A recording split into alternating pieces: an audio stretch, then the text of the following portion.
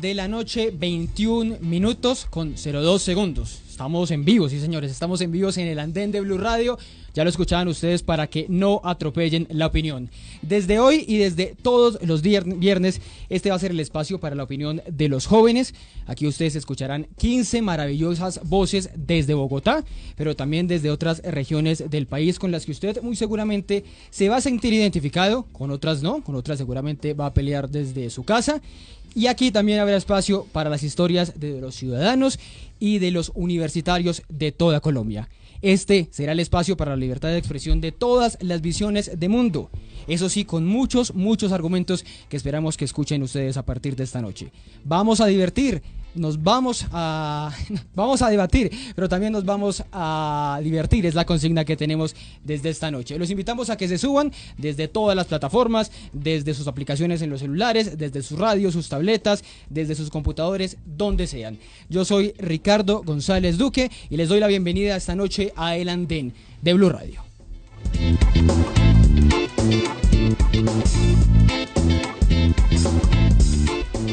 Seguramente muchos de los que ustedes empezarán a escuchar aquí en El Andén desde esta noche ya los han leído, los han escuchado, pero aquí van a tener la oportunidad de verlos confrontando y debatiendo. Y antes de empezar a debatir en este primer tema, que ya les cuento de qué será, que es un tema del que el país viene hablando todos estos días, voy a contarles con quiénes estoy en este primer grupo. Empiezo por Laura Medina. Laura tiene 26 años, es politóloga de la Universidad de los Andes, es bogotana. Laura, buenas noches, ¿ya se subió al andén? Hola Ricardo, buenas noches, y a todos los oyentes buenas noches y gracias por estar en sintonía. ¿Usted qué, uribista, duquista, las dos? Si hay duquismo. Las dos, admiradora completamente de Álvaro Uribe y de Iván Duque. Bueno, ya saben por dónde vamos esta noche aquí en El Andén. A su lado derecho está Mafe Carrascal o María Fernanda. Mafe Carrascal, por favor, me confunden con la senadora Cabal. No. Y somos bien diferentes. Bueno, Mafe Carrascal tiene 28 años, es activista política desde hace 10 años y es fundadora de un colectivo que se llama El País Primero. Esto no era solo por la campaña, esto no era solo para unir a De la Calle, a Sergio Fajardo, a Petro. ¿En qué van? No, así empezamos, pero somos un grupo de jóvenes activistas. Lo que hacemos es promover derechos humanos, defender los derechos humanos y sobre todo promover la participación de los jóvenes. En este grupo de jóvenes también, pues hay algunos que antes no les interesaba la política y eso es lo que queremos hacer, conquistar nuevos corazones, nuevas mentes, nuevas cabezas que hagan política de una manera honesta y verdaderamente innovadora. Vamos a hablar esta noche de política, claro que sí, pero también vamos a hablar de otros temas, vamos a hablar de nuevas tecnologías, vamos a hablar de desempleo, vamos a hablar de sexualidad también, ya les contaremos desde qué enfoque. También esta noche está en el andén, se sube en el andén Daniel Peña. Daniel tiene 23 años, trabaja en la Cámara de Representantes como asesor legislativo y fue activista por el no en el plebiscito, ¿no? Daniel, buenas noches. Así es, Ricardo, buenas noches, feliz con la invitación y sí, convencido de que los jóvenes tenemos mucho más por decir, tenemos gran capacidad para influir en los temas que muchas veces los adultos creen que son lejanos y sin importancia para nosotros, y comprometido en la causa del no y pues apoyando al gobierno de Iván Duque también. ¿También profe usted? ¿Profesor? Sí, fui profesor asistente y la idea es continuar siendo profesor asistente en la Universidad Externado. Bueno, señora, a las 10:24 saludo aquí a mi lado a Julián Rodríguez. Julián tiene 22 años, creo que de los más jóvenes de aquí del andén, es economista de la Universidad Nacional, fundó hace poco, me había contado, una iniciativa que se llama Pasa la Página. ¿Qué es Pasa la Página? Bueno, hace poco, no, hace 2 años larguitos, sí fundamos una iniciativa para la época del plebiscito en el cual logramos que más de 4.500 colombianos de las diferentes regiones del país y zonas afectadas por el conflicto armado conocieran los acuerdos de paz desde una perspectiva crítica, que les desmitificara todas esas mentiras que ciertos sectores políticos les metieron en la cabeza a los colombianos para votar por el no. Y bueno, esa era la tarea de los jóvenes también, ¿no? Hablar desde la sinceridad, desde los acuerdos y la importancia que merece la paz en nuestra historia. Bueno, y Andrés Clavijo, Andrés tiene 35 años, es de Cúcuta, estudió en la Universidad de Antioquia, marketing político, y está viviendo en Bogotá. ¿Usted más recorrido para dónde, no? Hola Ricardo, buenas noches, un saludo a todos. los compañeros de mesa, y bueno, agradecido de estar acá. No, pues sí hemos tenido la oportunidad. Yo más que cucuteño, bogotano o paisa, creo que soy colombiano, nací en Cúcuta, amo mi tierra, pero también tengo mucho que agradecerle a Bogotá y a Medellín. El acento sí no se le pierde, ¿no? No. Grave si se perdiera. A ustedes todos los invito a seguirnos con el hashtag numeral El Andén en todas las redes sociales de esta noche, @BluRadioCo, que es la cuenta de Blue Radio, para que también empiecen a opinar sobre este tema, que les vamos a empezar a preguntando a todos los que estamos aquí sentados. Los jóvenes, como nosotros que estamos aquí sentados esta noche en Blue Radio, que votaron por Iván Duque, ¿deberían arrepentirse de haberlo hecho? Y empiezo con los votantes del presidente, Daniel. ¿Deberían arrepentirse de haberlo hecho? Se los pregunto por tres temas que hoy le están costando mucho al presidente. Las marchas de los estudiantes, la cuestión del financiamiento de la educación, las implicaciones del decreto de la dosis mínima. Algunos dicen que nos va a restringir las libertades en muchos otros sentidos, y también el golpe a la clase media por el IVA. Pero empecemos hablando de educación, que es el tema que más nos interesa. Bueno, Ricardo, no, por supuesto, no. Yo creo que los jóvenes que votamos por Iván Duque lo hicimos convencidos de un plan de gobierno. Lo hicimos convencidos de unas propuestas que tenía su partido, que fue el Centro Democrático, y pues él como candidato también tenía muchas otras, pero tenemos que ser conscientes también los jóvenes del país, y yo creo que esa fue la gran falencia de todo el gobierno, y es no mostrar lo que venía del país hasta entonces. Teníamos un déficit de 14 billones, muchos, por ejemplo, ya metiéndonos en el tema de educación, muchos de los acuerdos en los que se llegaron anteriormente con la mesa de los jóvenes no siguieron, no se les hizo un monitoreo, no se les hizo una evaluación, y muchos quedaron en incumplimientos, y pues es obvio que cuando existen unos incumplimientos atrasados, pues vienen a darse este tipo de protestas y de marchas. Yo creo que es prematuro decir que en 100 días un gobierno ya ha fracasado. Lastimosamente, obviamente las encuestas no le ayudan mucho por el tema de la ley de financiamiento, pero yo creo que es un gobierno que ha cumplido lo que dijo en campaña, y que creo que eso hay que reconocérselo, y que ha cambiado muchas formas. Cumplido en campaña frente al tema de educación, porque la educación hoy es el talón de Aquiles del gobierno en este momento. Mire que sí hay un punto muy importante, y es que históricamente el gobierno de Iván Duque es el gobierno que más presupuesto le ha asignado a la educación en el país. 41.4 billones de pesos. Ahí claro, está. Pero no está todo pero para ¿a dónde va ese dinero? No está todo para 4 billones para la educación superior, más 500.000 millones adicionales en el programa de Generación E, que tiene un tema completamente distinto. Hay un déficit de 3.2 billones. Hay una cosa antes de entrar con el debate del presupuesto, que es el que está aquí en juego. Según la encuesta de Inbamer que revelamos hoy aquí en Blue Radio, los jóvenes que están aprobando al presidente Duque es el 20.8%, del 18 a 24 años. Y esa misma encuesta, que es casi que una fotografía de la elección durante la última semana de la campaña electoral, decía que al presidente Duque lo iba a apoyar el 39.5% de los jóvenes, el de 18 a 24 años, estoy hablando de ese referente. O sea, ha perdido 19% en estos primeros 100 días. Y lo va a seguir perdiendo. Mafe, ¿por qué? Lo que pasa es que, vea, si ustedes me preguntan a mí, ¿se deben arrepentir o no los jóvenes que votaron de haber votado por Duque? Yo digo que no. ¿Por qué? Les digo que ya lo hecho está, pero que hay dos vías de cosas que se pueden hacer. Lo primero es que pueden recapacitar y hacerle control político al presidente. Todavía le quedan más de 3 años, ¿no? Para que pueda de alguna manera redirigir su camino y pueda hacer por lo menos bien su programa de gobierno, porque ese es el problema que tiene Iván Duque, al igual que Peñalosa, es que ni siquiera sus propias ideas y su programa de gobierno lo saben aplicar bien. Entonces, eso por un lado. Por el otro, es muy importante que nosotros empecemos desde ya, con el tema de la educación, ya que estamos hablando de eso, a formar a nuestros jóvenes en cultura política. Porque es que lo que nos deberíamos estar preguntando es por qué después de votar nos preguntamos por qué tomé esa elección, por qué tomé esa decisión. Entonces yo digo, primero, por votar por quien me dice otra persona. Porque muchos votaron por el que les dijo Uribe. Y lo segundo es que este señor nos engañó a muchos jóvenes diciendo que era la renovación, que era la innovación, que era lo joven. Pero digamos, si nosotros... en la campaña, la política, la educación no estaba sobre la mesa. Lamentablemente el tema de la educación no estuvo sobre... Pero a ver, yo les digo una cosa, la educación, la política educativa está estrechamente ligada a lo ideológico. Así muchos quieran decir, por favor, no politicemos. O sea, ¿qué más ideologizado que la educación? Pero exacto, para precisar de izquierda. Las maneras con las cuales un gobierno se sienta presidenta diciendo una política de educación tiene que ver con su ideología. Y la ideología derecha.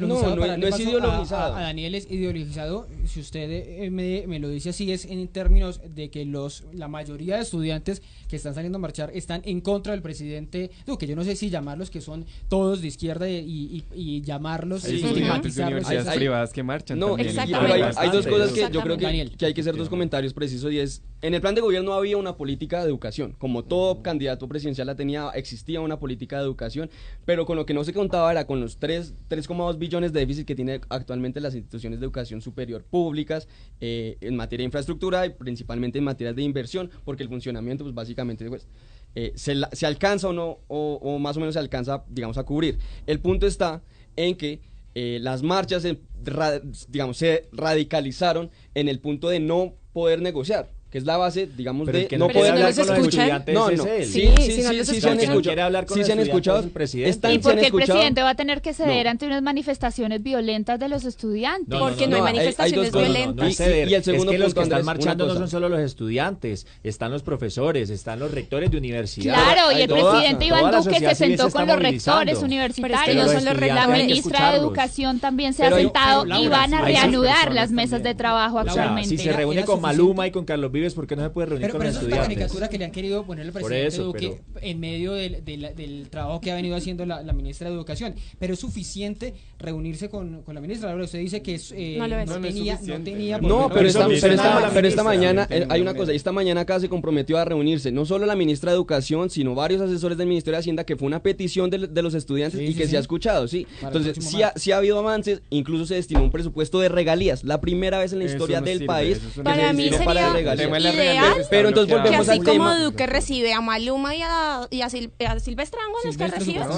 Entonces pues que reciba a los estudiantes. Entonces la negativa de que no nos sirve, de que no nos alcanza, es imposible que nos alcance para todo, porque si le damos a educación le tenemos que quitar a agro, le tendremos que quitar a salud, le tendremos que quitar a defensa. Daniel, y Generación E, por ejemplo, totalmente de acuerdo. Bueno, hablemos entonces de Generación E, hablemos de qué se trata. Bueno, Generación E es como no cuando es una fichada de Serpilo Paga, entonces se estarían endeudando los estudiantes y eso es falso, eso es algo que la izquierda quiso. Entonces. Claro, lo vamos a descubrir. Tenemos 80 millones de 80.000 estudiantes con 120.000 millones de presupuesto para que estén en la gratuidad de la universidad. Pero con eso, ¿qué se puede hacer en la universidad pública? 280.000 millones destinados a las 61 instituciones de educación pública. No es que se pueda hacer, es que el gobierno tiene voluntad de hacer. Yo entiendo que estar en la oposición es mucho más fácil. Lo comprendo porque he durado durante 8 años siendo oposición.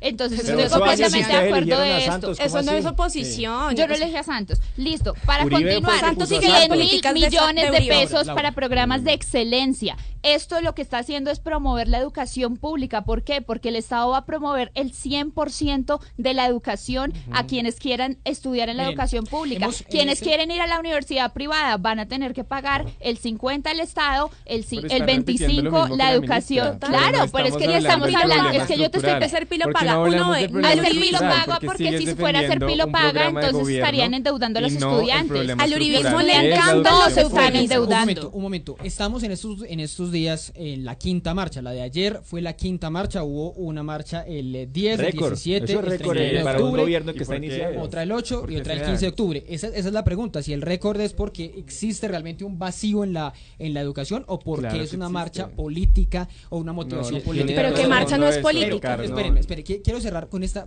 pregunta. Llegó la hora después de lo que ha hecho el gobierno en este mes, que es asignar regalías, que es lo que estábamos hablando ahora, prometer un incremento del IPC más 3 y más 4 en 2019 y 2020. Llegó la hora con estas promesas de levantar las marchas y decir, hombre, ya es el momento de no paralizar más las ciudades, de no afectar más al señor que está desde su trabajo y se viene caminando, de no afectar más el sistema masivo de transporte. ¿Llegó el momento de levantar las marchas o llegó el momento de seguir? Yo no creo que llegue el momento. Como estudiante de la Universidad Nacional. Y en ese sentido, te respondo a la primera pregunta. Soy de la Nacional, orgullosamente estudiante, hijo de lo público, y te respondo tu pregunta. ¿Los jóvenes que votaron por Duque deben arrepentirse? Yo creo que la mayoría de los que votó por Duque son de universidad privada y sabían a qué se atemían con un gobierno como el de él, que seguramente iba a quitar Serpilo Paga para generar un programa fachada como lo es Generación E. Total. Ahora tú me dices, tienen que levantarse porque ya hay un incremento del IPC más 3 y un IPC más 4. Déjame hablar, por favor. Y ese acuerdo lo firmaron los rectores con el Ministerio de Educación y el presidente. En ningún momento se le consultó a los estudiantes si estaban de acuerdo con esos ajustes. Estamos hablando de 500.000 millones más, pero tenemos un déficit para el funcionamiento de 3.2 billones, 15 billones para el tema de infraestructura, y no es suficiente. Estamos hablando de que las marchas no es un tema político, es un tema de que todos nos unimos. Julián, y en 8 años del gobierno de Santos, ¿por qué no protestaron? Claro que sí, claro que sí protestaron. Entonces, ¿por qué ahora no se sientan? En el año 2013, recuerdo el momento en el cual hubo el paro nacional. Claro que sí protestamos. Es que nadie está echando la culpa a Duque del problema de la educación en este momento. A mí me parece que un presidente que tiene el 27% de favorabilidad en este momento, cuando lleva 100 días de gobierno, si fuera inteligente y estuviera bien asesorado, siéntese con los estudiantes. Es que es una oportunidad que tiene como para al menos dar visos de que se puede negociar, de que se pueden hacer cosas y llegar a acuerdos, pero ¿cuál es la terquedad de no hacerlo? Para cerrar una cosa, para cerrar un comentario, Ricardo. Hay esa dicotomía entre lo público y lo privado, y que lo público, entonces, yo creo que esa dicotomía ya se rompió, y Julián mismo lo dijo, y no entiendo por qué se contradice después si los estudiantes de universidades privadas salieron a acompañar las causas de las universidades. Dejemos de satanizar la universidad privada. Por otro lado, yo creo que hay que ser precisos. No, yo creo que es importante. Que los que marchan son vándalos y que todos los estudiantes de educación pública. No todos. Pero para terminar dos puntos, yo quisiera agregar dos cosas. Para terminar un punto. Y es que Iván Duque ha logrado algo histórico en la educación, sí, y yo creo que llegó el momento, y creo que esta mañana dio, digamos, vía libre para negociar, y los estudiantes tienen que ser conscientes que 3,2 billones de pesos no van a salir en este gobierno, tiene que ser progresivo. Es que siempre ha funcionado así, los acuerdos y los paros nacionales se levantan progresivamente. Miren, yo tengo dos cosas para decir, y lo primero es que el uribismo siempre ha usado eufemismos y siempre ha usado cambiarle la razón social a las cosas para decir que es que la están haciendo muy diferente. Entonces, le cambiaron la razón social a los paramilitares por BACRIM, y ahora entonces quieren cambiar ley de financiamiento, ¿no? Y ahora también quieren cambiar Generación E, que es igual a ser pilo paga. Y es lo mismo, seguir la tendencia de que la educación en este país es para los privilegiados y que los más pobres se tienen que endeudar. Y que además te voy a decir una cosa. Pero te acabo de decir que 80.000 estudiantes van a recibir programas de gratuidad. Ese justamente es el problema. Y van a recibir ¿Por qué los más pilos? ¿Por qué los más pilos? Solamente quien tiene un score, solamente quien tiene una nota puede pasar y puede tener el privilegio de estudiar. Aquí debería ser la educación un derecho para todos, y eso es lo que estamos discutiendo. Es que no voy a profundizar en esto para poder redondear. Y el tema de las marchas, yo les voy a decir una cosa: con Juan Manuel Santos también salimos a marchar, a Juan Manuel Santos también se le exigió, pero les voy a decir una cosa también, pero entonces dejemos gobernar. Hoy ¿qué está pasando? 100 días, porque se cayó en el Congreso. Ricardo, hoy qué pasa, que lamentablemente en una ciudad como Bogotá confluyen dos cosas muy tristes y muy lamentables, y es que tenemos en el gobierno nacional al uribismo nuevamente representado por Duque, y tenemos en Bogotá a una persona como Enrique Peñalosa que está completamente en contra de la protesta. Ahí armó un montón de gente del SMAT y les está dando potestad. Están legitimados hoy recuperar el para público. abusar de policía. de los estudiantes. Claro, pero los estudiantes tampoco están legitimados para quemar policías. Es un derecho constitucional. Pero hay que revisar las infiltraciones en las marchas. Y parar el tráfico no es un delito en ninguna ciudad del mundo. Así que tenemos derecho a protestar. Hay un derecho a la movilidad, a la protesta. Hay derechos que son universales. Hay un derecho a la educación, que es que si a mí me paran en una vía yo no puedo ir a una universidad, porque hay muchas universidades que pararon en el centro, tuvieron que cancelar clases. Entonces ahí no vale el derecho a la educación del estudiante, que sí vas quiere a llegar tarde a una no clase, pero muchos, gracias a que tú llegues tarde a una clase, muchos van a poder estudiar. Pero no es coherente luchar por la educación mientras también estás afectando a las poblaciones más vulnerables que todos los días se levantan y luchan por ir a trabajar, y en este momento se ven afectadas porque no pueden coger un Transmilenio, porque destruyen el Transmilenio. Si piensan en piensen en el IVA, por ejemplo. Claro que lo piensen. Ahorita te cuento perfectamente de qué se tratan los 14 billones que faltan. Voy a cambiarles de tema rápidamente. Aquí me está alzando la mano Carlos Flores. Ahorita lo presento, pero algo muy corto, algo muy rápido. Muy brevemente, Ricardo, simplemente para decir que el presidente Duque no es, y lo dijo esta mañana, él no es el antagonista de los estudiantes. Sí. Y quiero decirles una cosa.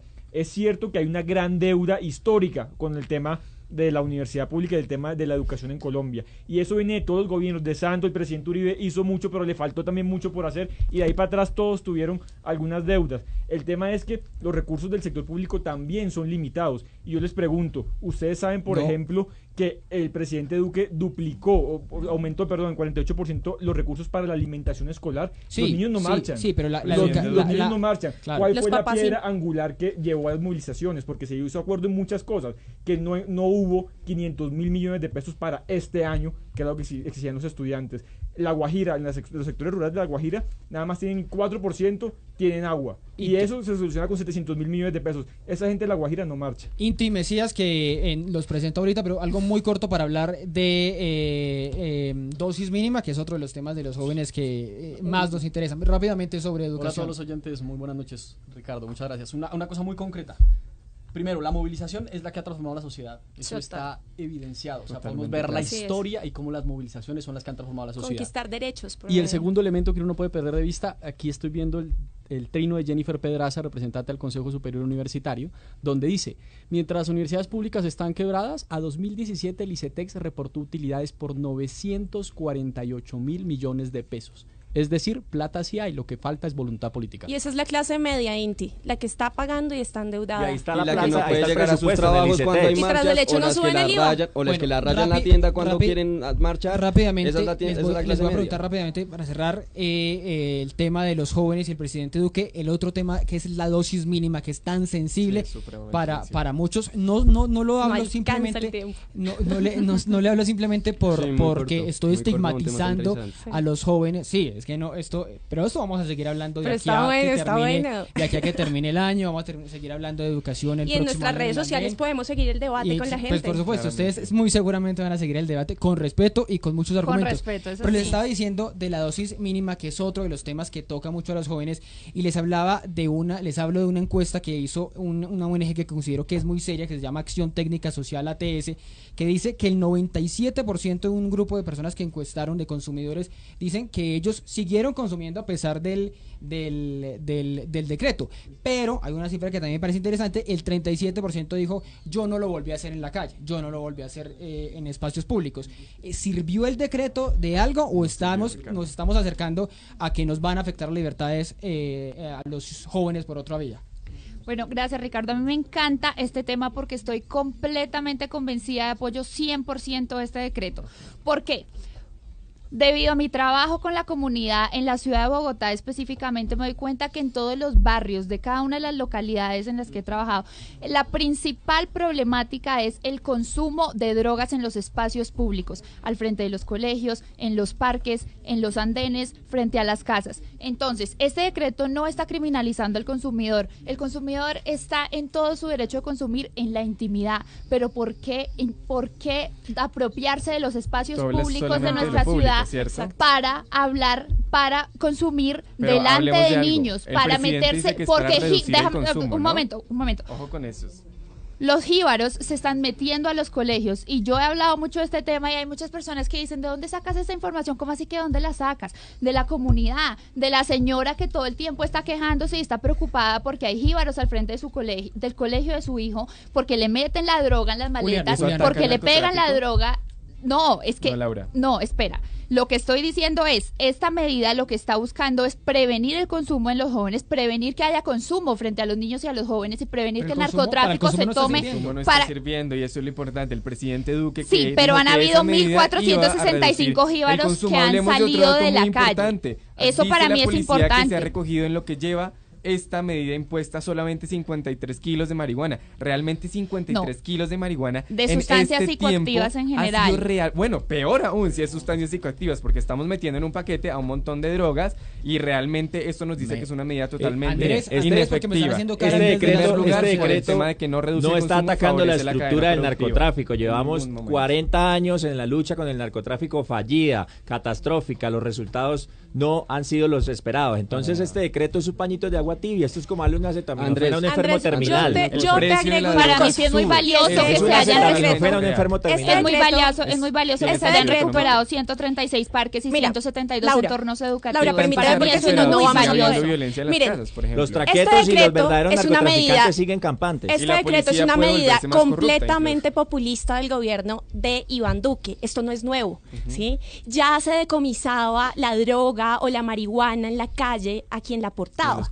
colegios. Sí, esto no es nuevo, esto es una medida populista. Yo tuve un debate sobre esto con la directora del Centro Democrático y esta señora Nubia Stella decía literalmente que cuando ustedes estaban en campaña con Duque, a las mujeres, a las madres se les llenaban los ojos de esperanza al oír que alguien iba a ir en contra del microtráfico en los parques de sus niños, pues donde si jugaban sus niños. Madres, pero te voy a decir una cosa, una cosa, y es que ustedes hablan mucho de niños, salen a marchar por los niños son lo máximo, pero la realidad es que si ustedes pensaran más en los niños, permitirían que sus padres y sus acompañantes vivieran mucho más pendientes de sus hijos, bueno, ¿cómo? No esclavizándolos con trabajos precarios, no subiéndoles el IVA, etcétera. A ustedes no les importan los niños, les importa hacer politiquería con los niños. Les importa ganar. Si no hubieran políticos que defienden a los niños, entonces ¿para qué están los políticos?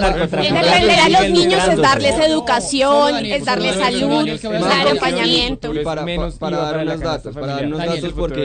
Daniel, cierro con él porque ya vamos para las universidades. Las universidades una vez a la semana nos van a enviar informes. Hoy empezamos con la Universidad de Dafit.